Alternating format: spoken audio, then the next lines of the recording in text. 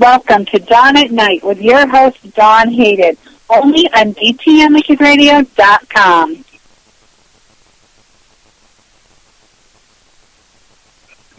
Angela. Oh, hi, everyone. This is Dawn Hayden, my first ever time hosting a radio show at all, and on the wonderful DTM radio station.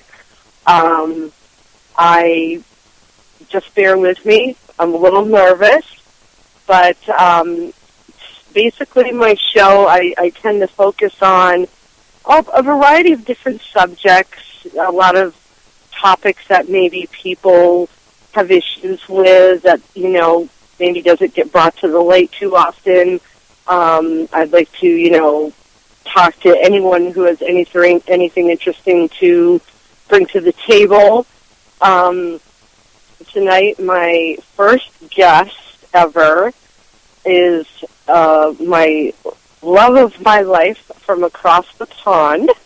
Her name is Tracy, and she's from UK. We met maybe 13 years ago via the internet, and I wanted her to come on and talk about how we met through infertility, which really is a large issue with a lot of our generation, 25 to 45, and how it's heartbreaking, how it also brings people together. I know there's a lot of women and men out there that, deal with fertility, and it's a subject very near and dear to my heart. So I wanted to bring Tracy on because we both had similar experiences, but we had different outcomes at how we became parents. So I would like to say hi to Tracy. Do you want me on now? Are you ready? Yep. I'm ready for you, and everyone will absolutely love to listen to her beautiful accent. I could listen to it all day long. And Tracy, just because this is my first show, and I'd like to christen my show with a phrase that I love to hear you say.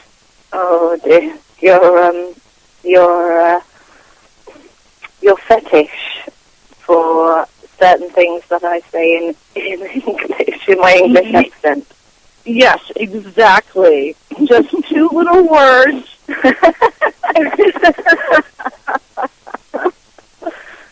You want me to say the HP word, yeah? Yes.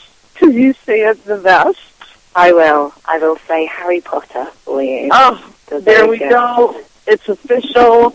I have a real show. No one can say it like a person from the UK. I could say it in American. I can say Harry Potter. Anyone can say Harry Potter. Because he's not Harry Potter. He has P's in his last name, so. I try to perfect it every day along with my children. And they've actually gotten it down. So why don't we start at the beginning as to, how we met, and please, feel free to, jump in at any time. I basically, shortly after I got married, we were trying to get pregnant, as most people do after they get married, and we're, getting a little older, and it wasn't happening for us. And we went to the doctors. We got the test done. Every bodily part checked out. I mean, it definitely is. Tracy. It's a lot of invasive things. It is.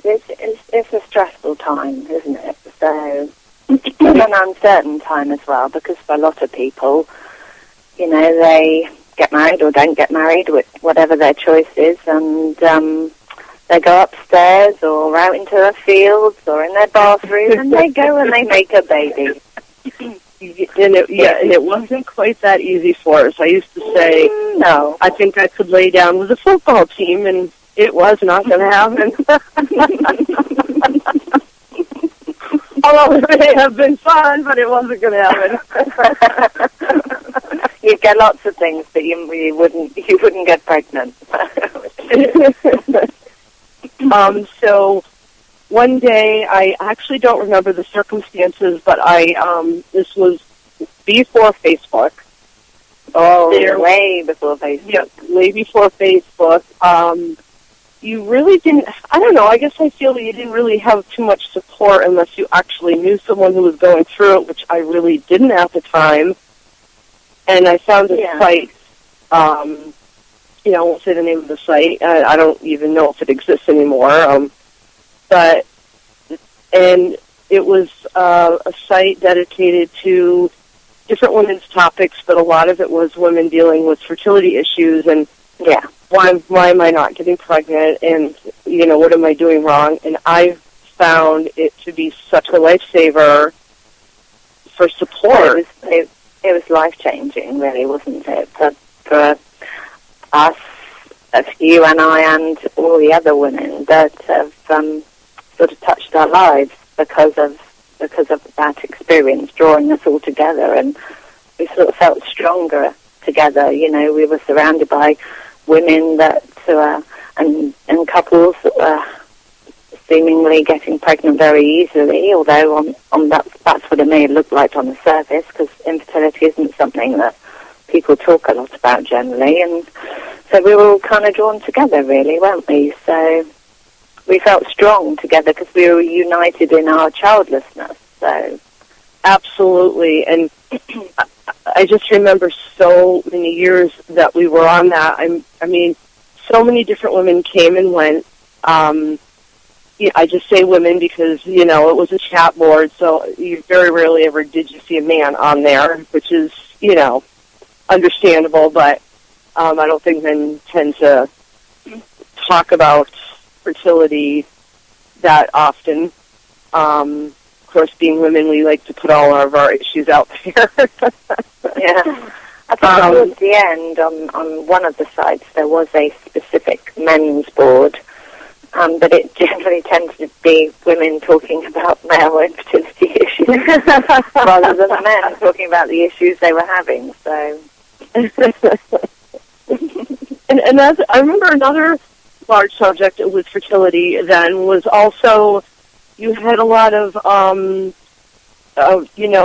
lesbian women on there that were trying to get pregnant as single moms. Mm-hmm. Yeah. Which I thought was, really great. But it still really, to me, differed from what our issue was because, I guess, to be quite blunt, in my mind, I was doing it the normal way, trying to get pregnant. And the normal way for a man and wife. Exactly. Man and wife, that's terrible. I slapped my feminism husband on the face. For a woman and man. Woman and man. And when I, found you, and so a few of us really clicked really well. Yeah. And, it really got me through. Countless times of going to the doctor for IUIs, which basically, if no one knows, are intrauterine insemination. Basically, for no one that really knows what that is or have gone through that, is basically a man does his thing in a cup in a room, and he's usually offered some materials for inspiration. And then you don't touch because all the other men have been inspired by it previously. Exactly. We actually tried at a few different locations, hospitals, and one had, I think, one magazine, and one bigger hospital actually had videos. Right. And I remember going in with my husband and looking and going, oh, my God, you have videos? And, I mean, geez, you could stay here all day. I mean, you know, pop out the beer and, you know, you get a party going on in here. And so then they would do their parts, and then we would, or I should say I would be in the other room, and they would basically do their process with the sperm and everything, and then put it up into your cervix to try to, to kind of push that process along. To sort of bypass the cervix in case that is one of the issues. And, you know, after several of those, you know, and again, you're going about your daily business and you're seeing women getting pregnant, you know, by doing absolutely nothing, and 3 or 4 children that they maybe don't want, or you know, in your own opinion, don't take care of. And seeing a pregnant woman would just infuriate me. I mean, did you ever feel that way? Yeah, it evokes a lot of different emotions, and none of which I'm particularly sort of proud of. But it's getting pregnant is seen to be it's what our bodies are designed for. We're designed to procreate. So when you're failing at your most basic level of human function, you know, it does create a lot of feelings, a lot of very negative feelings, and it shapes you in ways that you look back and you wish that it hadn't. And I know we've discussed, you know, this before. You know, the people that we are today isn't the people that we were before we started our journey to become parents. And no, not at all. I am so not that same person. Yeah. And, you know, it's so great now I can look back and I think, oh, I really thank God or the powers that be for myself that it worked out how it did. Yeah. Oh, yes, definitely. You know, not being a massively religious person, but I do believe in, you know, a higher power that we are brought, or things are brought to us the way they're supposed to be, not the way we like them all the time, but it really did make us very different people. Definitely. Now, because you're in England, would you tell them about, like, how your process worked over there? Like over here, you could pay, well, there was a time when insurance would pay for procedures. Yeah, and sort of the investigations. What do you mean, the investigation? The investigations as to find out why you weren't getting pregnant. Oh, like blood tests and things like that. Wasn't it that your insurance would cover? Yes. Our insurance covers that very basic diagnosis, which ended up for both of us. We were both nothing was wrong. They just. You know, the end outcome of that for me personally was they have no idea for some reason it wasn't working. Now it makes sense as to why it wasn't, but at the time it didn't. But, you know, over in the UK, you had to be, like, on a waiting list, right? Yeah, because, I mean, obviously the American health system and our National Health Service vary considerably. I mean, they're polar opposites, although I think both of our governments are trying to draw them towards each other, and I'm not quite sure how far they're going to take it, but ours are being more privatised, and you know, and Obama is drawing your health service towards something that is a bit more, you know, basic, equal care for all. But in England and in our particular primary care trust trust, which is the trust which dictates how much of the pool of money you're allowed to spend on particular services. Mm-hmm. They agreed that there were certain things that would be covered under the National Health Service, so therefore effectively, basically they would be no charge, although we pay like what's called they call it a stamp, because it did used to be a little stamp in a book like many, many years ago. But you pay your contributions, your national health contributions, and you pay that in your wages. And it's, I guess in the grand scheme of things, would be quite similar to insurance, but the difference is if you don't pay or you do pay, you're still eligible for the same services. And under that, all the investigations, all the trying to find out the reason why we weren't conceiving was covered. And 3 of the IUIs that you were speaking about, they were also covered. And once you'd been through your investigations, and then if you'd moved on to IUIs, and then the next step would be IVF, then our health service, our local primary care trust, would cover 2 cycles of IVF.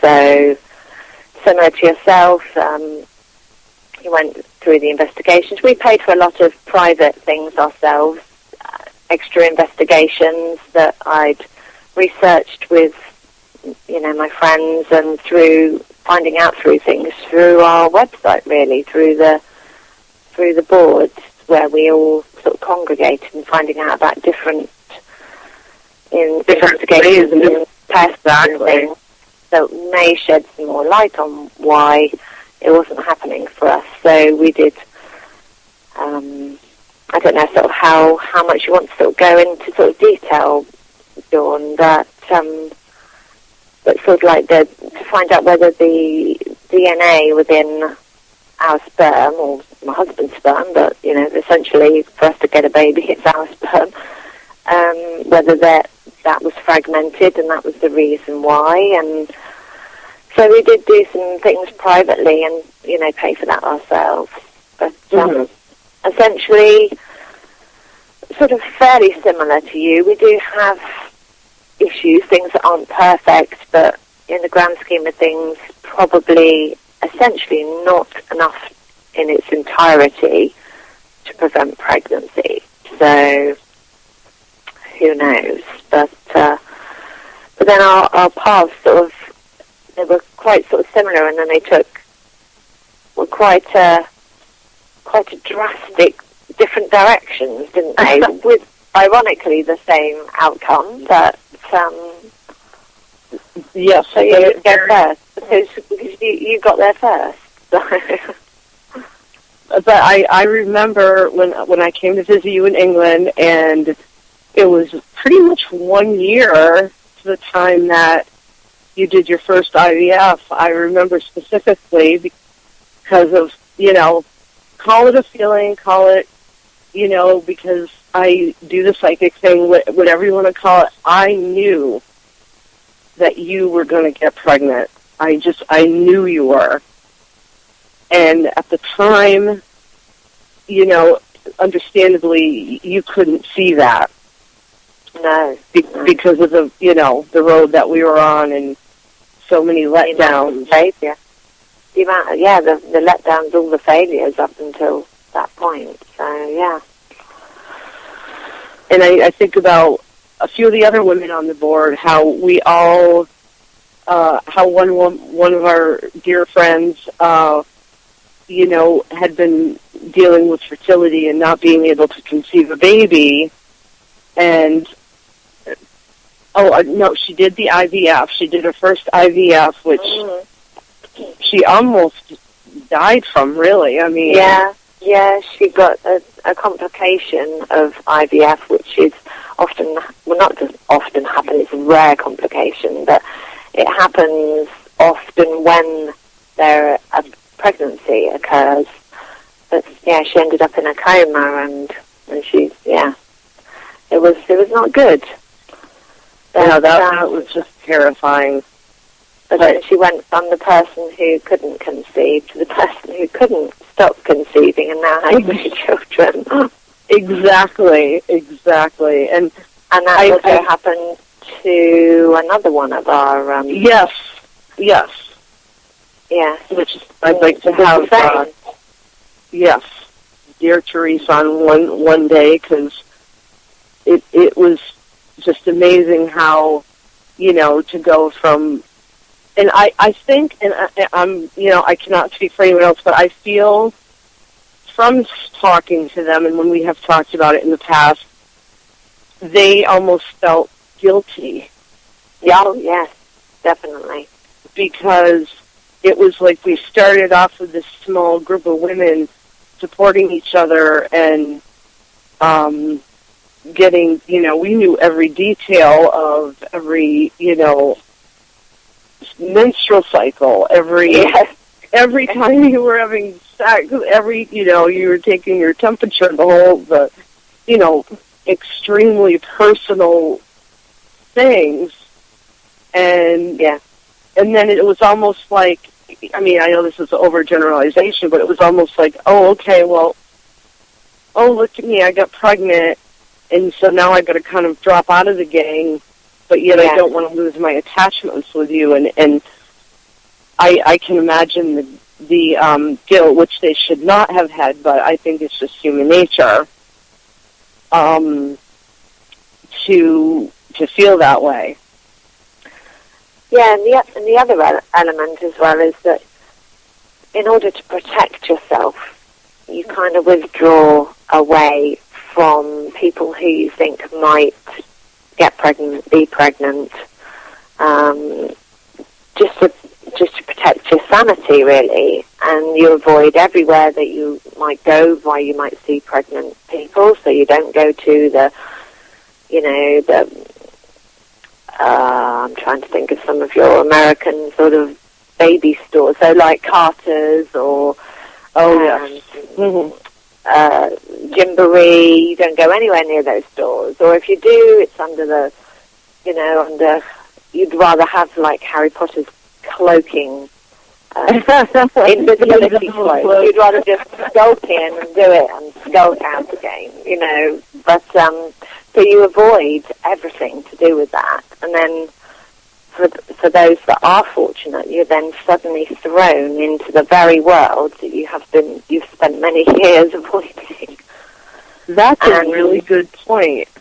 It's so and then true. You're in the position where you almost want to be back within the comfort, the familiarity of not being pregnant and still being infertile, because you've pushed so much of being a parent away because you feel it's never going to happen to you, that when you get pregnant or when you find out that you're going to get your child, that it's just overwhelming, really. I remember going to a baby event. It was like a what do you call them?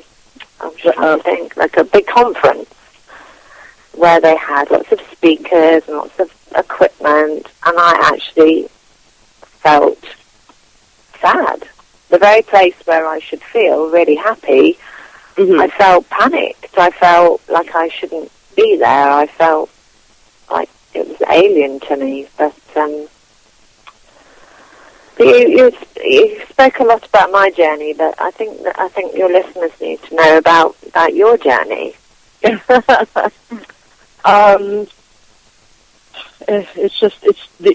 There's just so much to say about it, and so little time. But I think one of the things about this particular topic, obviously being very near and dear to me, was I really feel that out there are so many women that are going through exactly what we did, and I want to give them hope of some kind. But my journey ended up with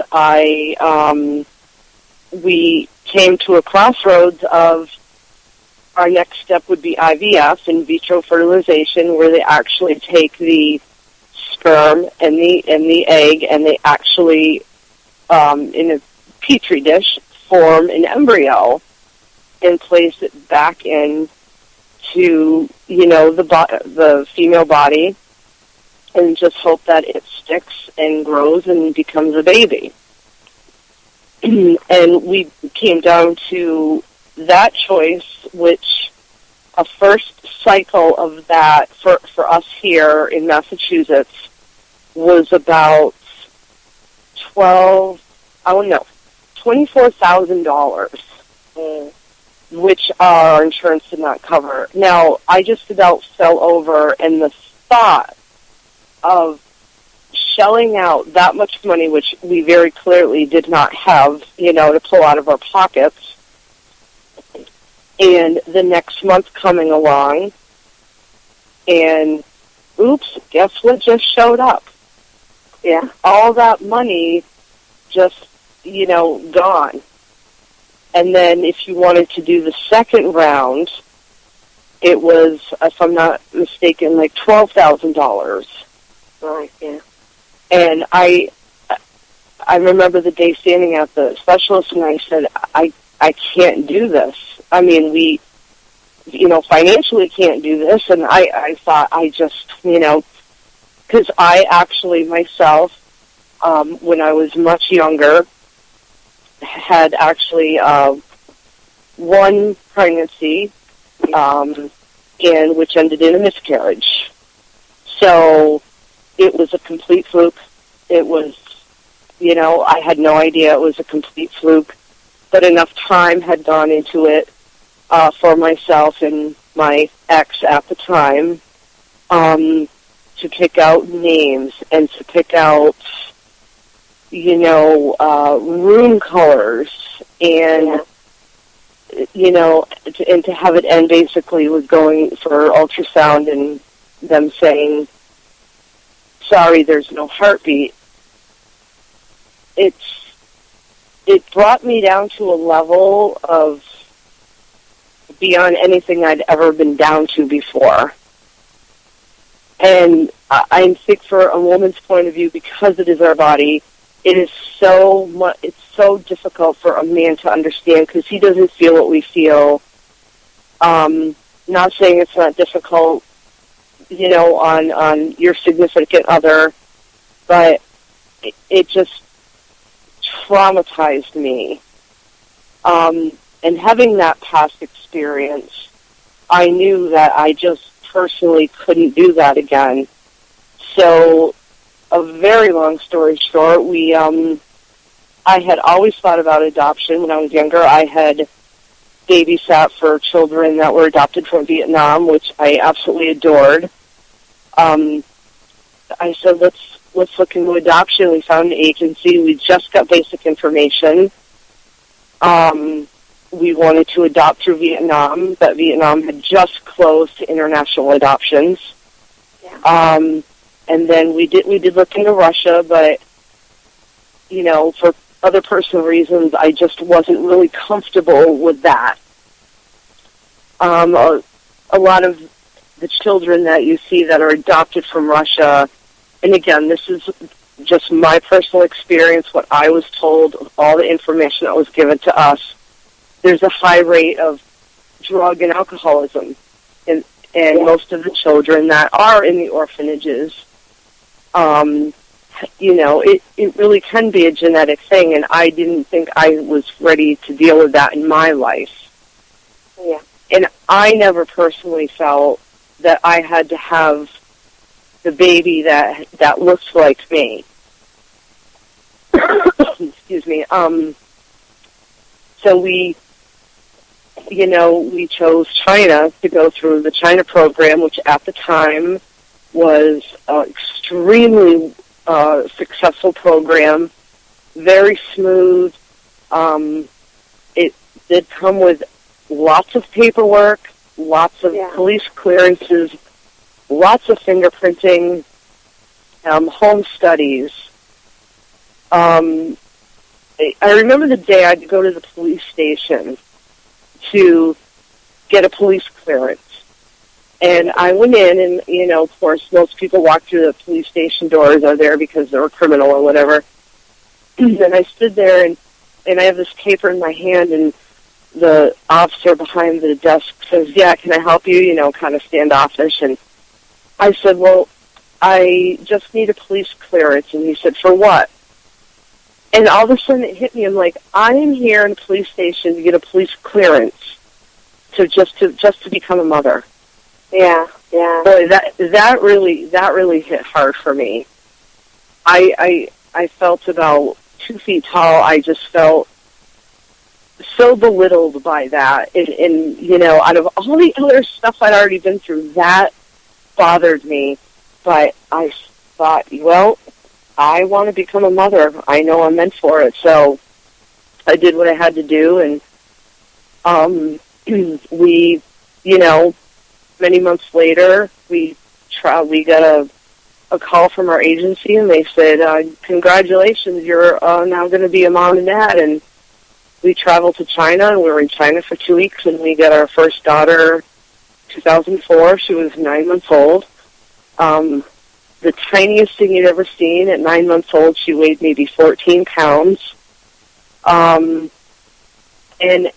I honestly could not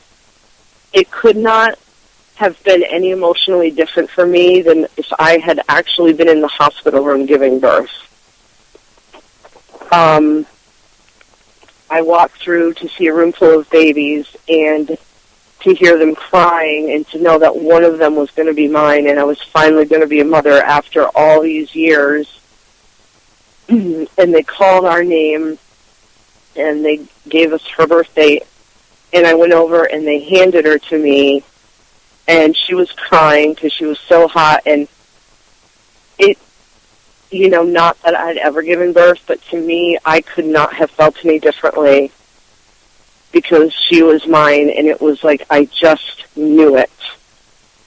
The thing is, you had photos, like, you know, like a woman who, or a couple that experience, you know, pregnancy, they get the scan photos, you've got the whole picture, you had information about her, because I remember you sharing it with me. And so that part was, you know, very similar. So it was the bonding was this. In fact, when I remember when we got home, and I went to our pediatrician, because I could not wait to have her physically examined, make sure that everything was how it was supposed to be. Especially on our second trip when we adopted our second daughter in 2006. And that trip itself, I was very depressed, and I couldn't figure out why, and I felt so guilty about it. And so going to the doctor told me, which I thought was so interesting, that women, it's a biological fact that even if a woman does not give birth, but you adopt the baby, it's a very, very similar, it has a similar outcome with your hormones. And you can get postpartum depression, even though you didn't give birth, because your body is, you know, it's all obviously very mental, very, you know, hormonal. And I thought that was so interesting. And I kind of felt like, oh my gosh, I have postpartum depression. How interesting. And I remember kind of thinking it was kind of funny, but yet thinking, you know, wow, I really do get to experience this in a sense. Not that it was a great thing, but it went away, you get over it. And hence, you know, 2 absolutely beautiful daughters, and I could not love them any more than if I had given birth. I just, in my heart and soul, I just don't see how it would be possible. But But I'd like them to hear about your story. As many or as few details as you want to talk about. Well, as we sort of said earlier, our paths were very similar. The whole, medical investigations to find out why, the IUIs, the intrauterine inseminations. We were entitled to have 3 under our National Health Service, but after 2, I just felt really we were wasting our time. And also for me, biologically, time was getting on. So we decided to not bother with the 3rd attempt, and we went and did the private test, the ones that I spoke about, to see whether the sperm had fragmentation in the DNA. And it came back as being not particularly good, so they recommended making some lifestyle changes, so we went all organic. We cut out all alcohol, both of us non-smokers anyway.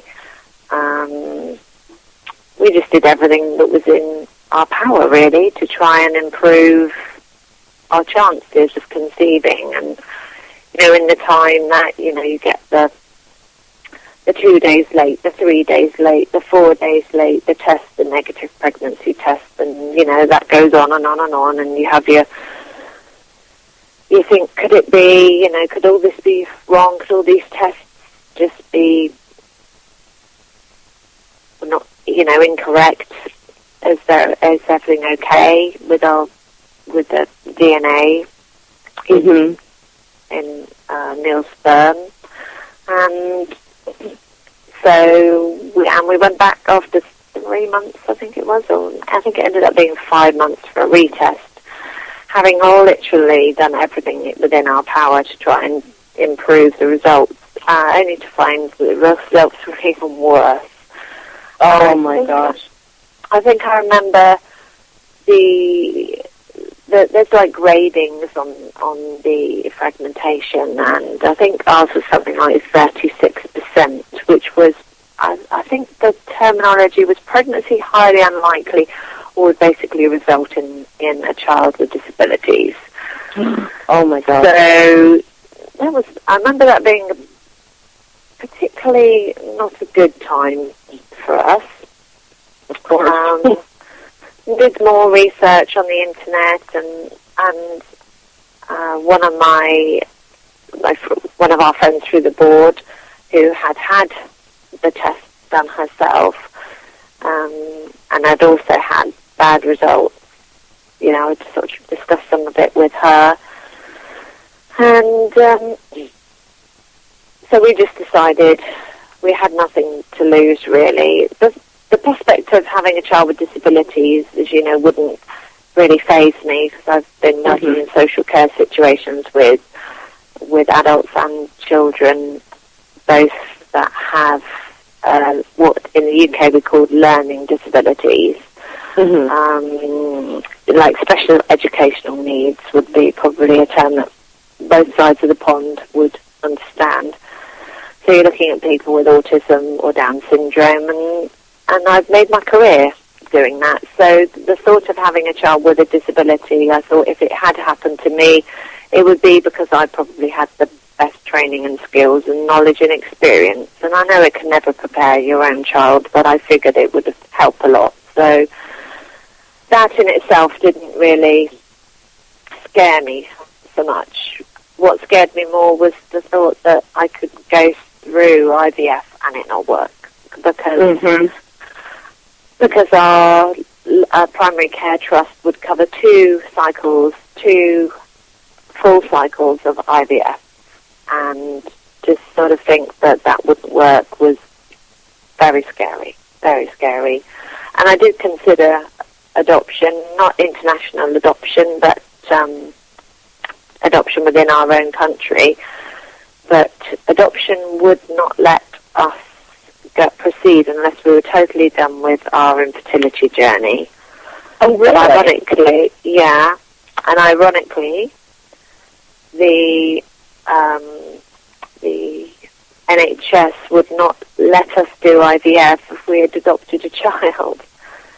So we were felt we were stuck between a rock and a hard place. So we figured we needed to be done with our journey with infertility, and in order to do that, we would have to put our name down on the waiting list, because when you're not paying for things, there's a lot of demand for those things. So if they suddenly said that, I'm just trying to think of some of your big electronic stores, like Best Buy. You have Best Buy? Best Buy, right. Mm-hmm. If they suddenly say, normally this television, it's going to set you back a few $1,000s, but hey, if you're willing to queue and wait for it, you will get it for free. You know what? There will be lots of people queuing and waiting for it. Oh, yes. Yes, there would. And I'm not likening IVF to buying a television from Best Buy. but you know what? When you're getting something and you're not paying for it, you are prepared to wait for it. So Absolutely. Something's worth the wait. So we did all the paperwork, and we put our names down to go and wait to get IVF.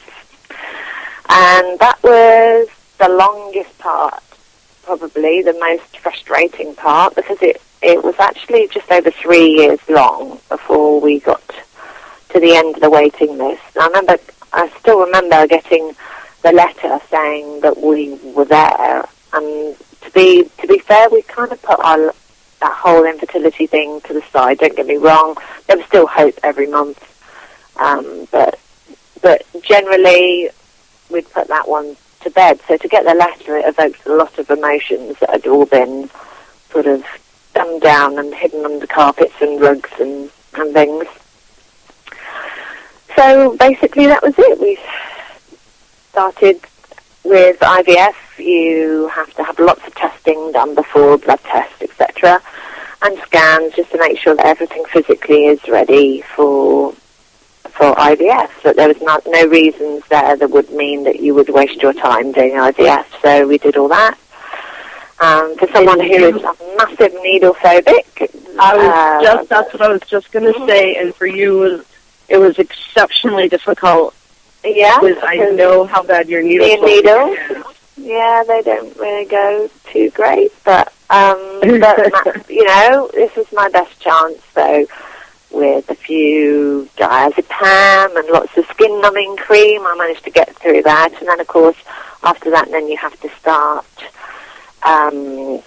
suppressing your hormones to put yourself into menopause. Basically, you have to shut everything down. So I went overnight. I went from, I think it was a 30, let me think, I was 30, oh gosh, I was 34, 35-year-old woman, and within a couple of weeks, I was 60. Hormonally, I was 60 years old, and it showed. It was an interesting experience, one I wouldn't recommend or repeat, but hey, means to an end and everything, it was. So you do it. So, yeah. So you have a very, very wonderful husband who, I'm sure without him, bless his heart, knowing how Neil is, I honestly feel that he was like the best husband you could have. Oh, definitely. To have to deal with that. Yeah. Leaving work, because some of the timing of the drugs to suppress your hormones are quite time critical, and one of the ones I didn't have quite enough. So I was on a training course. I remember phoning him in absolute meltdown of panic that all the 2 weeks, because I was nearly at the end of the 2 weeks, that it would all be for nothing, because then my own natural body would then, without these drugs, would kick into action, and it would all be a complete failure, and he'd darted around getting these drugs and coming back. And anyway, so once I was all suppressed and lots of scans, and they're not like the nice scans that you get when you're pregnant. It's affectionately known as dildo cam. So the introvaginal ultrasounds. Yeah. Yeah, so or dildo cam, as we all in the business. It really, really is. It really is exactly that. So I don't know if that will be bleeped or edited out, but anyway. And then they say that you're ready, you're all nicely suppressed, and you need to then start stimulating your body, because if you're going to do IVF, you don't want to go through it just for a couple of eggs. It's really not worth it. So they like you to have a good quantity. And my body looked like it was doing pretty well. I had quite a few follicles. Now, on your ovaries, you have follicles, and within the follicles generally is some fluid and an egg. And so what they're looking for when they're scanning you is they're looking for nice big, growing follicles, not getting too big, and not too many, because that in itself can cause issues. Mm-hmm. And then when they think you're ready, then you trundle off down and have a vain load of drugs, which, quite frankly, you would need, not necessarily for the fact that they're sticking a very big needle up your birth canal, but because the fact that you are butt naked, to coin an American phrase, yes, and flashing everything really to pretty well much anyone in the room. I remember them providing me with a postage stamp-sized towel. I think in reality it was a lot bigger, but at the time it felt like it was a pathetically small washcloth. That's all I could describe it as. And I didn't know whether I was supposed to cover up my nether region or whether I should put it over my face. So I wasn't quite sure at that point. I was glad for taking my SpongeBob SquarePants socks, because they were a good discussion point and a good distraction from the fact that my lady parts were out on show for anyone to see. And we laugh about it. At the time it felt a bit traumatic, but having said that, look back, and I know it's similar for other women that have been through similar infertility procedures, that, you look back on it and you can have a little giggle, but at the time it's not funny at all, really. Absolutely. And I think that women that are going through this or have gone through it, it's the reality. I mean, there's very little that you're going to be able to hide, but that just kind of shows the importance of how badly you want to become a parent. Oh, yes. Determination, yes. Your dignity just goes, right down the flusher. Yeah. Right there, as you say, right down the loo. You take off your clothes and your dignity, and you leave them in a locker before you go in, really. And you get to hold onto a little key. And I remember them putting the drugs in. At this point, I've got my legs in stirrups, and there's a bank of people really quite interested in what's going to be happening. But at the time, it doesn't seem like they're interested in what's going to happen. At the time, it just looks like they're just staring at my labia. Yes, exactly. That's the word. And so they put the drugs in, and then I don't remember anything then until I'm coming round. In England, generally, they don't do general anaesthetic. I know in some places in the States, I know some other women's experiences in America is that they have general anaesthetic. But I think here they do, yes. If they're getting an IVF, they do put you out for a little while. But I had midazolam, which is basically it's just a drug that makes you very relaxed and you don't remember any of what happened. It's a strong sedative. So, and I have no recollection at all, none whatsoever. And I remember coming round and Neil being there and me saying, how many eggs did they get? And Neil said I asked him that probably about 20, 30 times, because the only thing with the sedative is it does actually make you forget what you've already asked 3 seconds before. So it's like Alzheimer's in a very small space of time. because the whole journey home, I'm asking the same questions over and over again. So everyone has seen your girl there, and Yeah. you've become an Alzheimer's patient. Yeah, and yeah. So I've done menopause and Alzheimer's all within the space of a month. So, and I'm not selling you this very well, am I? I will get to the end of the story. I'm going to skip a little bit now. So basically, then they take away your eggs, and Neil's already gone off and done his, as we would call it in the UK, a hand shandy. So, I've never heard that. I like that. A hand shandy. So which we know is very difficult. He had the most difficult job. Well, it's a lot of pressure, because if he doesn't produce it, then I'm in theatre for absolutely nothing. So it is an immense pressure, actually. I just had to lay there. I had to physically do nothing other than put my legs in the stirrups. And wear a loincloth. He had to do something that is very private in a not particularly, not in the comfort and safety and nicety of your own home, but in a room where there's other people moving around, not that far away from the room. So he'd already had a lot of sort of pressure to perform. So they basically then we go off home and we leave the embryologists and the experts to it. And with us, because of our male factor issues, with the problems with motility, which is how well they swim, and morphology in how normal they look, because we had no tails, two heads, no heads, we had everything. And, we had the Sunday driver, and we had the Ferrari fast driver. Basically, it was all a little bit wrong. So we left it, we did a special thing called ICSI. Well, we didn't actually do it, they did it. I've got no credit. And that stands for intracytoplasmic sperm injection. I would need to check that. It's been a while.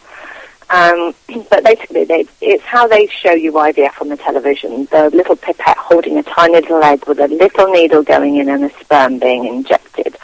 Because we figured that we could leave it to chance. So my 4 follicles only actually contain 3 eggs, and anyone who's listening that knows about IVF knows that's not good. Most, they would expect sort of 12 to 15 of a woman that was my age, but I only actually had 3 eggs. Those 3 eggs, only 2 fertilized and went to embryos, and when you have odds like that, they say the best place for these embryos is back within you. So normally women go within a 3 to 5 days. They go back after the eggs have been fertilized to have the embryos reimplanted. But they decided just to have us back on day 2. So we went back and we had 2 embryos, 2 amazing embryos implanted back in me. And then we had a 2-week wait that was pretty... That's fit to be the worst. Yeah, it just messes with your head, really. I decided to take the time off work, and work had known as by that point, when I was nearly at 10 years, I'd already been trying for a child for 9 years. And so, they said, take the time off, you go, relax, do whatever you need to do. So I did that. And then it came to testing day, and I kind of had a little inkling about the outcome. And so I did my test, and I remember the phone call. I remember you calling me. And bling. And then, is that a faint line? I'd never ever seen a line on a pregnancy test. Me and Neil have never seen it before. So we weren't really sure totally what we were looking for. But it looked like a line, so I did another test, and that looked a bit like a line too. So I did another test, and yeah, that looked like a line too. Not content with that, I asked Neil to go down to the all-night chemist, or the supermarket with an all-night section, a chemist pharmacy section in it, and he bought a digital test, which would either say pregnant or not pregnant. And yeah. So I did that test, and it said pregnant. And So, for the first time ever, I was looking, and I'm going all shivery now, I was looking at the fact that I was pregnant. And 9 months later, or 9 months later, we gave birth to our daughter Cara. And so we had 4 follicles, 3 eggs, 2 embryos, and 1 perfect little girl. And our journey with infertility for that part was over. And you and I were both parents. The thing that we'd wanted for such a long time, and other friends that we were really close to were also parents. And yes, and not everybody is there. There are still some that for them it's never happened, and I have other friends that it hasn't happened for, and I feel guilty some days that it's not them and it was me, but it was me. We invested our time and effort, and the luck of the gods or the God or whoever you believe in was that it did work for us. And the one of the biggest things, I don't know how you feel about this, but I literally, before children, the anger and the jealousy, and I had never in my life been a jealous person of anyone else. I mean, really, you would, when you're young, you might get a little jealous of, I wish I was thinner, I wish I was this, I wish I was that. But I had never in my life felt the angry and the jealousy that I cannot stress enough. It was so intense for me to see other pregnant women, because I felt 125% inadequate. Yeah. But what it turned me into, it brought up emotions and feelings of such, like you were really going to lose your mind. Yeah. And when you're going through it, the feelings of hate and envy and whatever word you want to put there, you know what you're feeling, you know it's wrong, but you are who you are, and that's how you feel. Yeah. And then to go from that to where we're at now, where I'm like, I just, feel, I just thank God it happened the way it did. Definitely. Really screws with your mind. It really does. It really screws with your mind. I feel now I'm fine because enough time has gone by, but some days when I think back and I look at it and I think, oh my God, I never thought I could have feelings like that before.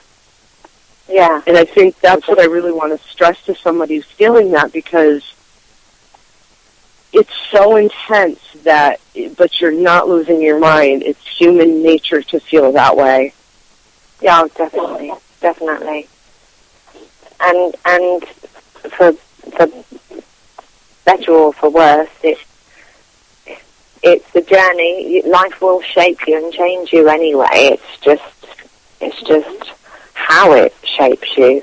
We're all products of our life experiences, and you can have somebody that can have the best life in the world and do everything that they want to be and not